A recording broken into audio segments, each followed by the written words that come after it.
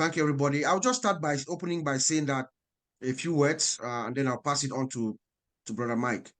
Um, for me, on Wednesday, I did not follow it live. I was at work, so I listened to it after, and I implore everybody from now on. I will always open by asking everybody whenever Mr. Ash comes out or there's any significant development from one of our great leaders like Mike Ellis, Marty, Chris, please always go back and listen to it for yourself. Yes, we're going to do as best as we can to break it down, to explain, but it is good for you to also listen with your own ears. So I did that. I went back and I listened to it a couple of times. And in summary, for me, Mr. Ash, to me, when I saw him, he was, first of all, you look at his disposition. He was calm, cool, and collected as always. He seemed happy, very relaxed, which was very good.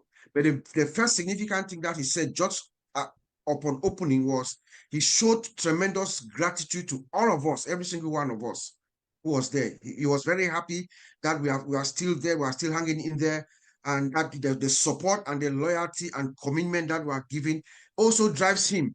It also keeps him up to keep on working hard for all of us. So that was very appreciative, and I think we should keep doing that because it doesn't only keep us good and healthy and fine, it also motivates our founder, Mr. Ash, to keep going to work for us. The work that is being done on our behalf.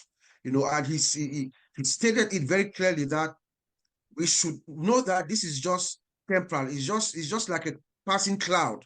It is just like a passing cloud. It will soon go, fade away, and we'll be back to business as usual. He likened OnPassive to be an ideology.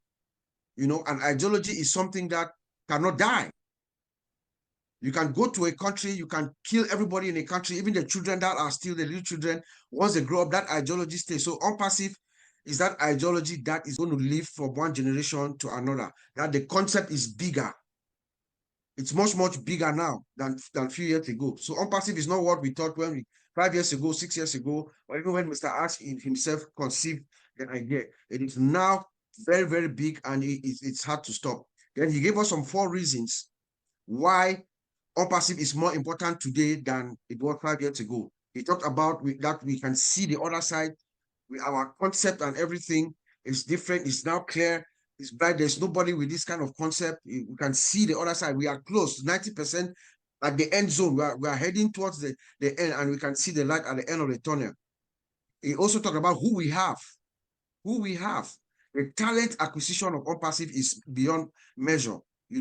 They have shifted it, and now he has the right talent that we have that are working for us around the clock. And our vision, the vision is out there. It has been there for a while. Nobody has been able to replicate it because its OnPassive vision is different. It's not any company that want to copy OnPassive vision is going to have to start from scratch. You have to dismantle your entire infrastructure and start from ground up. That's not possible. You can't just do that, And then he said, well, we have learned a lot. In going forward, we have learned a lot. We've made some mistakes. We've corrected them, and we're moving forward. And he told us to make sure the source of information, where we get our information from, should be a trusted source, someone who is motivating to you, someone who is more effective, who inspires you, and you can really relate with them. Don't just go and get information. Stay away from all the naysayers. He talked about how one negative thought can affect your immune system for almost 48 hours. So that's just a roundup for what I